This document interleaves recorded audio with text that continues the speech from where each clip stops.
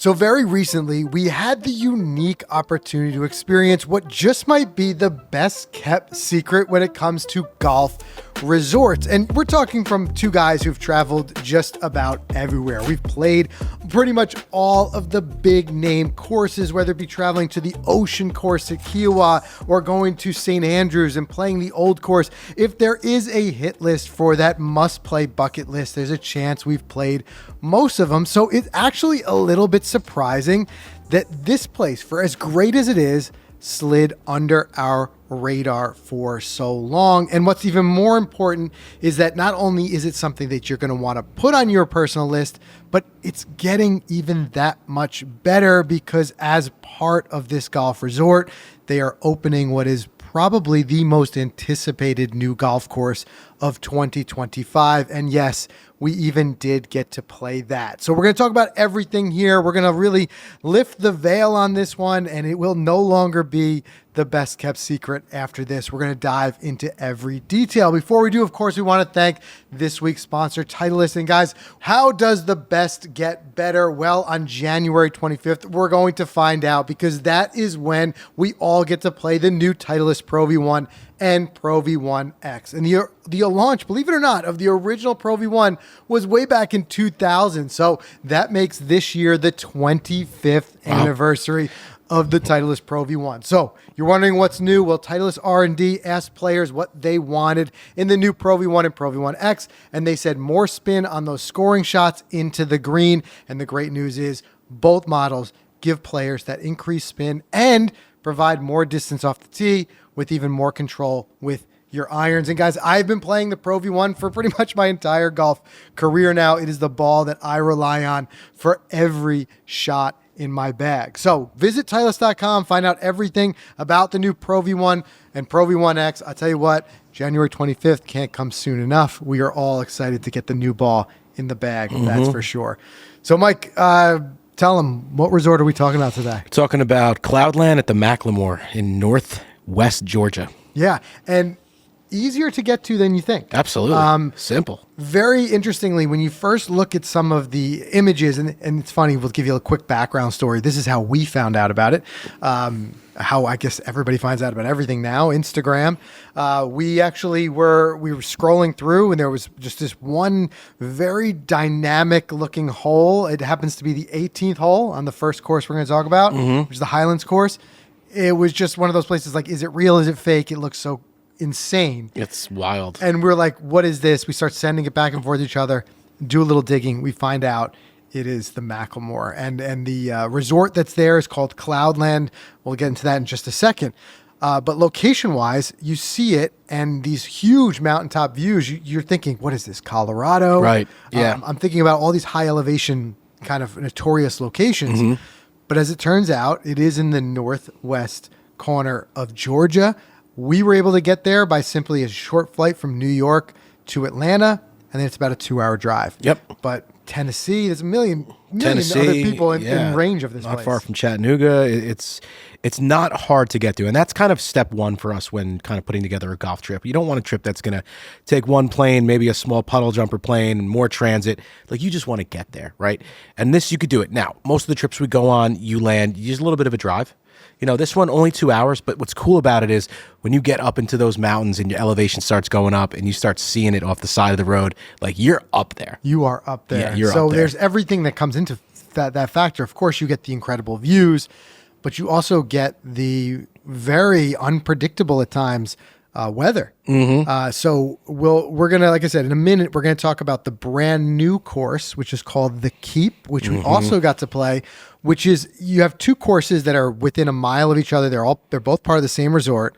The two courses are the Highlands and the Keep, and you get very, very different conditions because when they did the Keep, they cleared something like 500 acres of trees. Yeah. So you are 2,000 feet up on a mountain, straight drop down. You see the valley below. So as you can imagine, there's nothing stopping the wind, and it is a daily occurrence to get 25 mile an hour winds there or more. Yeah. So that one I'm excited to talk about. But first, let's just kind of talk you through some of the Highlands course. So the Highlands course is the one we got an opportunity to play. It is out of the tour courses, it is the more legacy course. It's been there. In fact, it had been there in slightly other routings for many years. Right. It's only, and part of the reason why this is such a best kept secret is because it is, when it comes to golf resorts and golf destinations, it is one of the newer ones. It's brand new, yeah. Yeah, the McLemore in total is only about a year and a half old. However, where the Highlands Course is and some of the holes still are still part of the original routing, there was a golf course there. However, they brought in the team, Bill Bergen, Reese Jones, just top tier architects to come in and really make it into something that was world class. And we had the opportunity to sit down with Bill Bergen, the architect, and really dive into it and talk about it.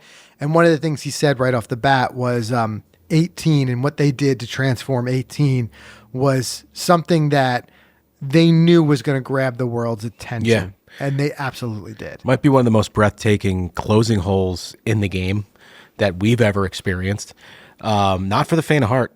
Not Certainly not. If you watched our main full videos on this on our other channel, you'll see I am clearly nervous. Driving Not a down. heights guy. Not a heights guy. Yeah. So it's even funny. I couldn't even swing the golf club. Like back leg wasn't turning. That's how nervous. I wasn't even close to the edge, but still you feel it.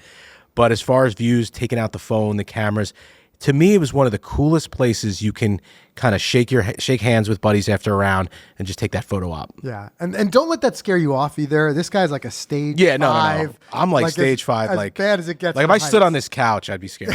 So Because I'll be honest, I'm no fan of heights either.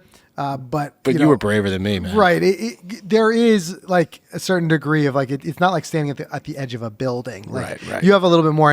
And the 18th hole, kind of like working our way backwards, because I want to talk about the rest of the course as well. But the 18th hole, it is just what they had done and was so just a real feat of like golf architecture and engineering was the former 18th hole was further up the mountain, and they looked and they saw like kind of a ridge there where they could kind of really cut into it and push this thing as far as to the edge as they could and create that 18th. But a great kind of side effect, if you want to call it that, of moving 18 to where it is they created an additional space where one thing we give huge bonus points for when we're looking for golf Short destinations course. is a short course. And they were able to put in this little, I believe it's a 6-hole routing. 6-hole loop. That you have a great short course that is just right there at elevation 2, the great views. It is one that we can't cover too deeply because sadly we did not have we were only there for 24 hours and didn't have the opportunity to play it. We were really there to preview the brand new course, but we did get some look of it from the air, and it looks like a fun little short course. We watched a group of like 8 guys go play it. I think they just finished up their round on the Highlands. Yeah. They got a couple drinks. They went out there at sunset. I love that. And I correct me if I'm wrong here, but I believe the inspiration or what started the build of the resort came from the 18th hole renovation, correct? Well, largely, I think what Bill was saying to us was that the 18th, like it was what brought the most attention to the place. Like it was like just like how it brought our attention through Instagram. I think it brought enough attention that they felt like this is viable to really make this a full destination rather than just a course. Because it's two different things. Like you could build a premier golf course anywhere in the world and have it be a standalone golf course. Here, they're making it a destination by building the resort as well. So I want to talk more about the Highlands in general and the layout, but it's a good kind of segue to talk just briefly about the resort, because I would imagine unless you're fortunate enough to live locally, if you do, you can go and you can play these courses. But most of us are going to be traveling, and you want to be able to have a pretty good relaxed stay with your golf. And that's exactly what we saw at the Cloudland Resort, and appropriately named Cloudland because you are in the clouds at 2,000 feet elevation. So just a really great, I don't know, do I call it a hotel? Do we call it a resort? Whatever word you want to use for it. Really great location there. The rooms were fantastic. Terrific food. Terrific. They actually have we got to, on our last night there, we got to eat at the steakhouse, and they have these dry aged steaks, pork chops, things like that. As you're walking in, you get to see them there aging. Just if you're looking for like kind of that top tier amenities, that's really what they're catering to there. But also just if you want to kick back and relax, outside you've got the pool with this infinity look, and all you're looking out How cool was that? is, as far literally as you can see is what's off in the distance there, because you're right. Again, just like that 18th hole, the Highlands, they pushed that pool and what I'll talk about in a second, the bar, right to the edge. Right to the edge. And that one bar that overlooks the mountain, it was closed when we were there because we went in November, but we went out there just to get some footage of it because, we were just like, hey, what is it like to just have a drink and sit out here? And It was cool. Like, never seen anything like that. I mean, talk about a spot to go after your round and have a drink. Yeah. And just there is this bar, and it's an open air bar. It's outdoors. It's a patio, and you can just sit there for hours and just take in those sights. What's really cool is it's kind of this thing that leads its way all the way through your experience there, as you're getting these incredible sights on the golf course and also at the resort. At the resort, through your room window. Yeah. I mean, every room, I believe, on that side, you're just overlooking the mountain. And what I loved about the resort is it had a very stream song feel. It was very great service. The ability to shuttle you to the course that wasn't nearby, the keep. Yep. Highlands is right there, but they'll still shuttle you up there. They take your clubs. You don't have to bring them up to your room. They'll just store them for the night. So all that stuff, all the stuff you want in a trip, it's all the convenience. It's right there. And it reminds me as well of Stream Song in that it shares that similarity of kind of being like self-contained. Yes. There's really, for that last half hour of the drive, very similar to Stream Song, there's really not a lot there. It's a very rural area. So you're not like going off resort to go find other dining and stuff. And I think they've done a smart job with that, like when we talked about and broke down Stream Song in a previous episode, of making sure that the amenities are such that you don't need to leave. Yeah. You've got a lot of different dining options, quick grab and go breakfast. We did all that type of stuff.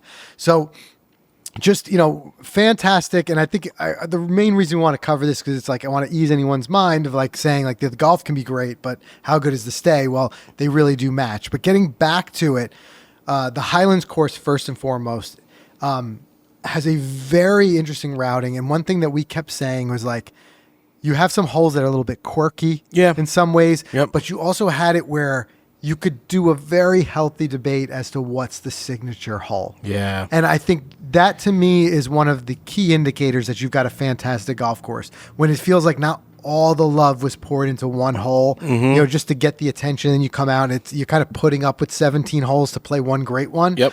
And, that was a concern. You think like, well, 18, is that the whole draw, or is there more to this course? And I'll tell you what, off the get-go, I was impressed. So first you have this opening par 5 where you're actually the views are a little bit hidden from you, but as you make your way to the green, then you realize you're back at the cliffside. Yeah. Then you start to work your way back up the mountain, and very different from the keep course, which we're going to talk about in a second. This is more tree lined, and each hole kind of felt like its own adventure. So the second hole, you had that great down in that ravine, down over to the water. ravine, and you had an approach shot over that. Then you follow that up with a little chip shot par 3 that was, chip shot but not easy. You have the big mountain winds up there. You've got a dramatic, and this is one thing you're going to through this entire round, elevation changes on every single hole. Right. So club selection becomes in. You find yourself, you're out there, not only you taking it in and in awe and enjoying it, but you're also realizing how much you're just having to use your mind. It can be a mentally exhausting course, because you got to make sure that you're getting that. I'm talking almost every shot, 2-3 club difference when you count for elevation and wind. Absolutely. And then you approach 6. And the plaque greets you. Is it the Fantastic Six? Is that what it's? I don't remember the name. If it was like the Phenomenal Six or the Fantastic Sixth. But essentially, this was a par 5 hole, which could have been a par 11. But let me tell you something. The plaque tells you exactly how to play it. You got to make sure your shot is, you can't see anything. The landing area, it tells you to put your drive out to the left, because when you get up to your ball, you are looking down on, I believe it was a 50-yard 50-yard drop. 50-foot elevation. 50-foot elevation. Yeah. Drop the yard. 50-foot elevation drop, which is like... it felt like a yard. I think I'm not even quick to correct you, because it could be wrong. Yeah. It could be 150 feet. I don't know. It was the most insane approach shot that you could, if the wind is in your favor up there, you might be able to get it home in 2 with the right club and with the best wind you can get. But, I mean, what that was... And then the weaving down that in the cart, back and forth, go slow down. Just golf I haven't seen before. in a lot of ways, I could see it being a love it or hate it par 5. And I think that creates a healthy debate. You go out there on a boys trip. There's going to be some guys who love it, some guys who hate it. I think the people who love it are going to be the ones who play it smart. 100%. But because it is a par 5 that not only does it have stunning views, but you can get there in 2 if you play 2 good shots. Not 2 big shots. 2 good shots. 2 shots. good shots. But I would call that the least traditional hole out there. But even as we continue to work our way there, that was followed up by a par 3 at the 7th hole, which that was the first part where I really brought it up. I'm like, if there wasn't no 18, this could be a signature hole. It's just a gorgeous par 3 hole. And then this theme continues as you weave your way through the mountains, and you find you're playing way up the hill and way down the hill. It is a reason why it is a not a walking course. Yep. If you are a diehard, tried and true, like push cart mafia, this course isn't for you. The Keep, on the other hand, very much designed to be walkable. We did walk it, but this is where a cart is absolutely required, because even between holes, you're taking these kind of long but very scenic drives, because this is a golf course that feels like the holes just kind of very organically and naturally fell on top of the mountain, and they're in these different spots. Right, so you end up having to drive to them and driving long distances. But I don't remember the exact number of the hole, but there was another one where we had to hit, remember, up that huge cliff face. I remember. Yeah. And it was just like, you're just thinking shot selection and things like that. So just an incredible experience. Lots of, I would say, a collection of really great par 3s on that course. No 2 holes are alike. There's nothing that feels cookie cutter to it. So it is one of those ones that, again, kind of going back, and I know when people are deciding where to travel, you're like, well, where can I get the most bang for my buck? What locations have the most golf courses? Well, here, even though you only have 2 courses and a short course, the course there's so many different ways to play it that I could see myself, and it was so like kind of engaging in that way. I could, and you can tell me if you agree, but I could definitely see myself going there on even longer than a 2-day trip and playing that Highlands course 2-3 times. Sure. Because without question. It's that varied in how every hole is so different from the next. Yeah, I mean, it's a good point. I mean, because we saw that with Cabot. I just talked to a buddy who came back from Cabot. We went there in June. We did a whole podcast about it. He came back and I said, well, what you play? Did you play all 3, the short course, the cliffs, and the links? He goes, I played the cliffs twice, the links 3 times, and and they never got old. Yeah. You never got old. Right. So that's right. I feel like you don't need big numbers. You don't need, and this is not a knock against, because it's the Piners. cradle. It's Piners. But what I'm saying is, I don't think necessarily that everywhere needs to aspire to be a Piners. Not every place needs 10 golf courses to make it a true destination. I think when you have 2 really great courses, just like Cabot did, and a short course, really is enough to be realistic. You're only going for a few days on these trips. Right. Yeah. So just incredible start to finish. The 18th hole, memorable, unforgettable. It's a spot where everyone stops and takes a picture, and it's one that's going to be hung on your wall forever. That, though, believe it or not, is not the course that's going to get the most attention this year. If you can believe it. So what they've really done is just make it just use like kind of the attention that the Highlands got, and use that to their advantage to put in a second course and really make this a true destination. It's called The Keep. We got to preview it, play it. We're going to talk about it in just a second. Let's do a quick break here and do a word from our sponsor. Big thanks to FootJoy. They are unquestioned the leader in performance golf outerwear, especially with their Thermo Series lineup. I noticed we're both wearing Thermo Series. It's a cold day. It's January. Yeah, exactly. Frank's got the pullover, half zip. I got the full zip. They're warm. I mean, real golfers, we always say we make every single day playable, and we don't let any type of weather hold us back from that round unless there's snow on the ground. That's maybe it, but when you can't play. But what I love about Thermo Series, it's the most advanced layering system ever in the game, designed to effortlessly adapt to any weather condition as they evolve while you're out there. I mean, the pullover hoodie, the thermo, the hybrid jacket, there's so many options. You get lost in it. You got to check them all out for yourself. So forget about checking the forecast.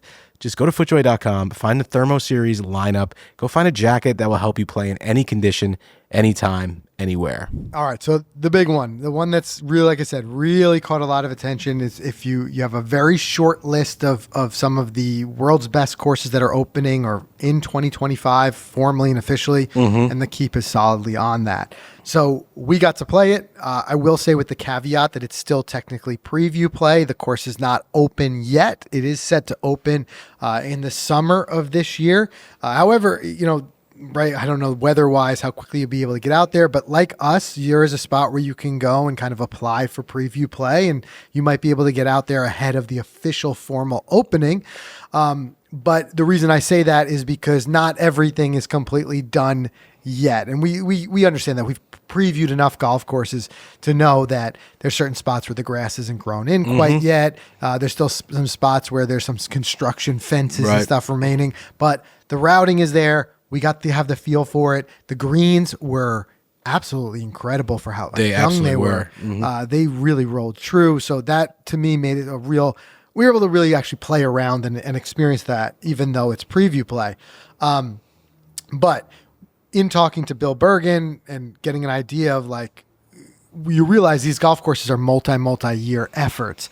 So one thing that I had asked Bill was, I said, we really enjoyed it now, but what do you expect the course to be like as it matures? What do you think that maturity process is going to be? And he was able to get into, and you can check out the main videos on our channel. You can see some of his interview.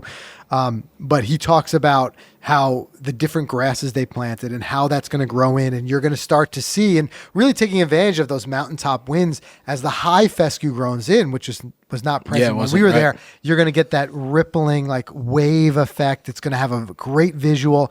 And also the golf course playing at that elevation, with the winds, can get to be very fast and firm pretty quickly. So there's a certain degree where you want to make it not too penalizing and make it where they'll stop the ball from rolling into hazards in other areas or off the side of a mountain.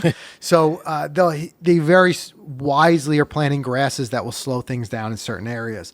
But routing wise, here, very different from the Keep. You had from the Highlands. I'm sorry, from the Highlands, you have the entire golf course is cleared of trees. Yes, you could see the whole course from one end to the other, making some of the best vistas I've experienced on any golf course, without question. But also, you have 5 holes. Unlike with the Highlands, you had the 18 that was right on the edge of the mountain, and other ones had glimpses of it. Here you have 5 holes that play right along the mountain's edge. So you were there experiencing those views the whole time. I'm talking like eagles soaring, in the sky. It's like that. But because of the clearing, you can see that view from every hole on the golf course. Yeah. I mean, I think it was 8 was one of our favorite holes. Even Bill, the designer's favorite hole, it was par 3 that right behind the green was just the mountains. Yes. It was like an infinity green behind it, mountains. And then that was right before you got to the cliffside to play 9, which is along the edge, and 10 along the edge. So, the views are endless, like you said. And I think the Keep, it's going to go down as probably top 10 my favorite courses I've ever played, just with all that factored in. But it's a walk, it's got its challenge. It's a nice walk. But again, that win was the biggest thing. But we were there so early on. I think the clubhouse still hasn't even been built yet. Not yet. They had a trailer as the temporary one. They had a trailer as a temporary food spot that we ate like chicken salad sandwiches in the middle. But we were there basically by ourselves, and we really got to experience this thing. So I know I mentioned that we did full videos over on the other channel. This is almost like a crash course, this podcast on it. But if you want to dive deeper into this, you got to go watch those videos. We take you through holes 1 through 18. It's incredible. Exactly. And I think what I like most about this course is that it's going to be a little bit of something for everyone, in that if you are traveling with a group that has your real diehard architecture buffs, like connoisseurs of that type of thing, they're going to be very satisfied. The way that it's routed, the nod to a lot of very traditional architecture, like that one you talked about, 8, is that Redan style green, and you're going to get that. You're going to get, there's Cape Hole out there. You're going to get a little bit of experience of everything. And then for the guys who are just like, the last thing on their mind is architecture, but they're just out there to have a unique experience. Well, they're going to absolutely love that Yeah. too. And when we played it, I think one of the things that I had said in that video that we did was that there are just certain places that it truly does not matter how you're playing. Exactly. It's impossible to have a bad day out there. You just realize for 4 hours you're soaking in one of the most beautiful places on the planet. Right. And you're also getting happen to be getting to play golf there. Yeah. So it really works for both. It's funny you say that because like Cabot, Cape Breton, that is another place I'd classify as it doesn't matter how I played there. Yeah. Like it's one of those ones you're going to talk about for a lifetime. You're going to share photos with people for a lifetime. You're going to take a million photos while you're there. There's just places like out there. McLemore is one of them that it's unlike anything else you've been to. Yep. 100%. Yeah. And you get a lot of scoring opportunities, a lot of par 4.5, so to speak, Yep. you know, short par 5s or long par 4s. And one thing that Bill said, which was interesting because there's still, it may look flat looking at it from the sky, but there's a lot of elevation on that course. And we felt it. You felt it in the legs. And one thing that he said was that every time he makes you walk up the hill, it's a scoring opportunity. Yep. So it kind of gives you a little bit of a cherry on top. I love so it was that. like the birdie holes were the uphill holes, and then the downhill down, holes you where gotta you get play. to take that easy like walk down. You start to realize this is a long par 4, and I'm Right. it's not a birdie Yeah, hole. right, exactly. So you get that, and then it all kind of culminated in the 18th hole again, really rivaling what you have at the Highlands Course. Probably the prettiest tee shot I think on the course was the 18th hole at the Keep. You have this way elevated tee box. It's a longer par 4, but again, another reason why these courses you can really play them more than once and have it not feel like redundant. It all depends on the wind. If I'm thinking numbers 10 and number 18, they're two different holes depending on which direction the wind is in. Right. If the wind is into your face, they're long, grueling, punishing holes. If the wind is with you, they're scoring holes. Yeah, exactly. You know, and I was able to put a good drive out there. It was just a little flip wedge off of that green. But then you finish your round, and then right there, you know, the backdrop, you know, as like the final putt drops, you realize you are just surrounded by views that you just don't get other places. And really why I say it's such a hidden gem or such a best kept secret is you really just can't think of too many of those top tier courses that are mountain courses. Yeah, you can't. Right? You know, it's like we think about what really gets the attention are usually seaside courses. Yep. But oddly enough, even though there's no ocean to be seen, I felt a lot like we were playing in a seaside course without the ocean. Without the ocean. Because you got very similar breezes on the mountaintop as you would close to the ocean. And even like, funny enough, it's like as we were talking, we had Zach, our drone guy, out there with us.